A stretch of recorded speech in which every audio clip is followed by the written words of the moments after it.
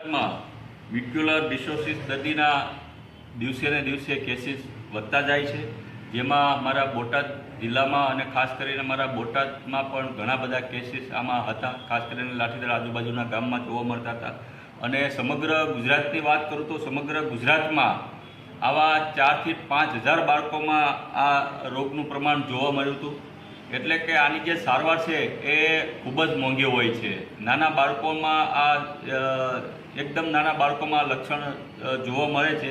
જ્યારે 15 વર્ષનું જ્યારે બાળક થાય ત્યારે ધીમે ધીમે ગળાતું જાય છે, એના હાડકાઓ એકદમ પોલા થઈ જાય છે અને ત્યાર પછી બાળક મૃત્યુ પામે છે. એટલે કે ગુજરાતમાં આની કોઈ જગ્યાએ સારવાર ઉપલબ્ધ સરકારી હોસ્પિટલમાં નથી અને પ્રાઇવેટમાં જે હતી એ ખૂબ જ ખર્ચાળ હતી. એટલે કે ગરીબના મધ્યમ વર્ગના બાળકોના આની સારવાર કરાવી એના માટે એક પ્રશ્નાર્થ હતો. ત્યારે માનનીય મુખ્યમંત્રીશ્રીને મેં લેખિત એક રજૂઆત કરેલી અને આજે ગુજરાતના જનતાનો અવાજ માનનીય મુખ્યમંત્રીશ્રીએ સાંભળી અને આજે એ હુકમ કર્યો છે કે ભાઈ આપણે અમદાવાદ ખાતે જે અસરવા ખાતે સિવિલ હોસ્પિટલ આવી છે ત્યાં આની સારવાર આના તજજ્ઞ ડૉક્ટર દ્વારા મફત કરવામાં આવશે તેવું માનનીય મુખ્યમંત્રીશ્રીએ એક હુકમ કરી દીધો છે.